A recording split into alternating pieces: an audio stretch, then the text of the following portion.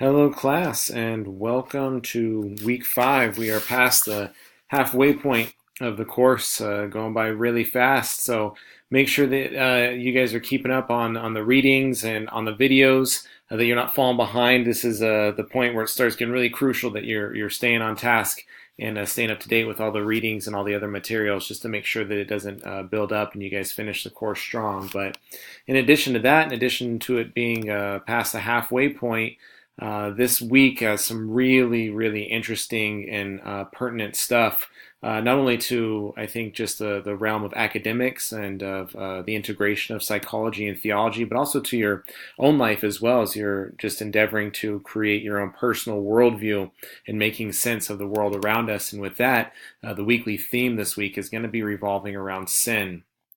What is it, and really how does sin affect us? We have to have a strong understanding about what sin really is, what that means in day-to-day life. What does that mean in the world? What does that mean in the cosmos? What does that mean to us individually as human beings? Especially, what does that mean to us individually as human beings? So some reading this week that you guys have. Let me walk through here and make this relatively brief, as you have quite a bit of material to make your way through this week. You have Capps this week that you'll be reading. Donald Capps and his Deadly Sins and Saving Virtues, and what he's going to do in these first 5 chapters. Really, there's a chart on page 24 that he kind of breaks down what he's going to do throughout. He follows Eric Erickson's model, which I'm a big fan of Eric Erickson, and just how Erickson breaks down these different stages, his 8 stages that we go through in life, and really the battle that exists and what we must overcome in each one. And he takes this from more of a Christian perspective and breaks down the particular sins that are going to be struggled with at each particular stage throughout one's lifespan. And so he goes all the way from infancy all the way up through mature adulthood and breaks those down. Does a really good job. Very interesting how he does that, and he does that in the first couple of chapters.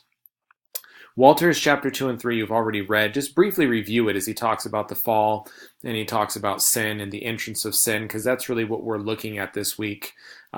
Take a look very carefully, too, at Genesis chapter 3 for the scripture portion this week. Read through Genesis 3 carefully, because that's going to, everything that we see scripturally hinges on what is going on here in chapter 3, the transition as we go from Genesis chapter 2, and then what happens starting in Genesis 4 moving forward after that. Genesis 3 is absolutely central to that.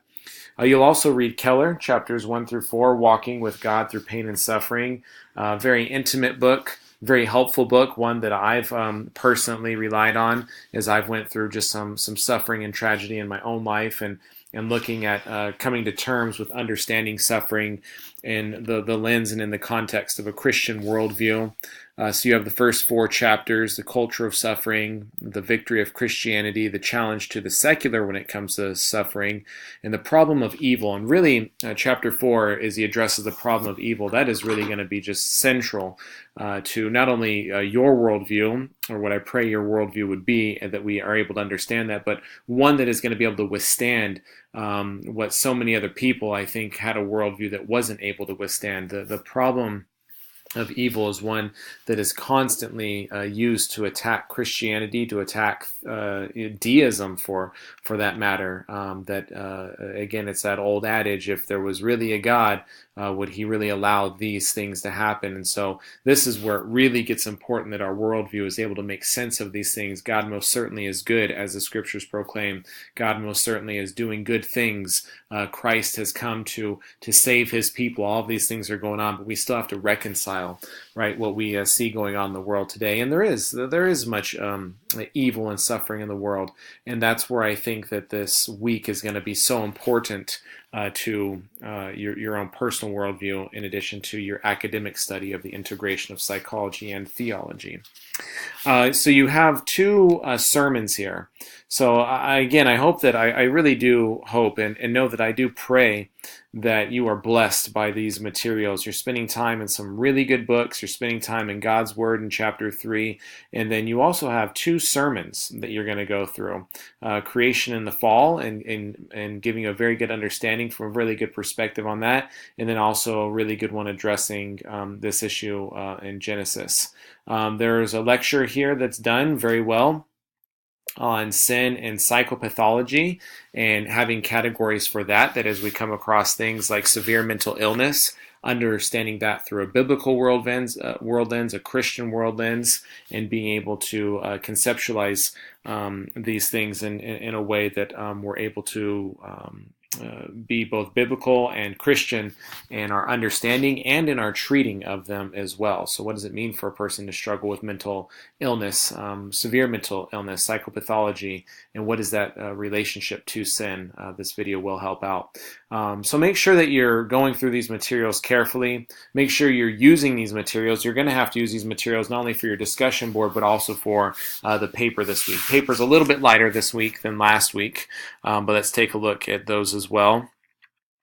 Discussion board for this week says this: how do the sin categories, right, and it's going to list those out: alienation, being alienated, separated from God; condemnation, now being found guilty because of the sin that exists; and then enslavement, right, being enslaved to sin, being a slave, as Paul says, to sin; and depravity. This is a really big one, right, when it comes to theologically, relate to Genesis 3. So how do these four things, alienation, condemnation, enslavement, and depravity, right, being depraved because no, there is no one righteous, there is no one good, says the scriptures, depravity, relate to Genesis 3, what we see in Genesis 3. So tying each one of these into Genesis 3. How do these concepts relate to your understanding of human suffering or problems? So when you conceptualize human suffering, how does our alienation from God, our condemnation because of sin, our enslavement to sin, our depravity from the effects of sin, how do these relate to your understanding of human suffering, right? So using these terms and how you can articulate your personal understanding about sin and its working in the world, because we all have to come to conclusions about where this suffering is, why it's here, and what we need to do about it, what the true solution is for it, right? Know that these four, you're going to see these over the next couple of weeks. Each week we're going to be addressing these in some of the assignments, these four theological terms. So if you're not familiar with them, you need to become very familiar with what each one of them means, and you most certainly will through going through the materials. And then again, 250 words for your post, 50 words for your replies. Please make sure that you post by Thursday. I say that each week to make sure that that allows plenty of time for your other classmates to respond. So post due Thursday, replies due by Sunday. Please make sure you're doing that in a timely manner, not only for your grade, but also for just as a courtesy to your fellow classmates, that they have plenty of time to be able to go in and to read and give good responses to your discussion board post. Any questions on that, again, please let me know. And you guys are really good at doing that. And again, I'm seeing really good stuff. I really enjoy reading the discussion boards. I'm very encouraged by them. There were some issues at each one of you that I'm naming a couple of things to work on. The next time I see your work, you've worked on it, you're doing better, you're doing good. So all in all, everybody moving in the right direction. Now again, there is a paper this week, a little bit lighter, but here's what you're going to do. And here's why it's so important that you make sure that you've went through the materials. You're to interview your pastor on your church's view of sin and its effects, right? So how has sin particularly affected us as individuals? What does that really mean? What does it really do? Now, let me just jump in front of it. What you're really going to be addressing is the Calvinism, Arminianism, conflict or debate, however you want to see it, that most certainly is going to be brought up. Each church is going to have a stance on how does sin specifically affect us. And it's going to deal with, right, a little hint, alienation, condemnation, enslavement, and depravity. So definitely using those four terms, and this will just kind of help you out on that paper. If you'd like, you can, as you're interviewing, ask specifically on your church's position on each one of these and how they would articulate that. And it's good for you to know too, right? As the church that you're going, whatever you would consider your home church or a church that you would regularly attend, you're going to have to find time to meet with one of the pastors to interview. So make sure that you're doing due diligence and taking the time to set that up. So present the categories developed in the videos and readings this week, which are going to revolve primarily around these four, but not solely.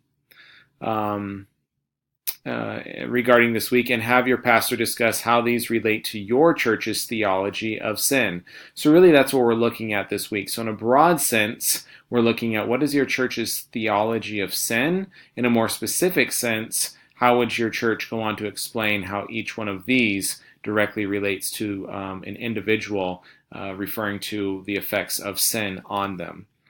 So that's going to be what you're going to discuss in your paper. 1 to 2 pages.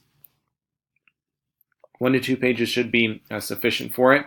Remember to follow a proper APA format. A couple of people, I think, struggled a little bit with this, but you just need your basic title page and a reference page. Those are almost always going to be there, no matter what, in regards to an APA paper. But you do not need an abstract. There's no need for an abstract page for this particular assignment. So title page, 1 to 2 pages, addressing your church's theology, or the church that you regularly attend, the theology of sin, and specifically making sure that you're addressing these 4 concepts, which are going to be fleshed out throughout the materials this week. So a lot of good stuff this week. Make sure that you're staying on it. Make sure that you're staying disciplined with it.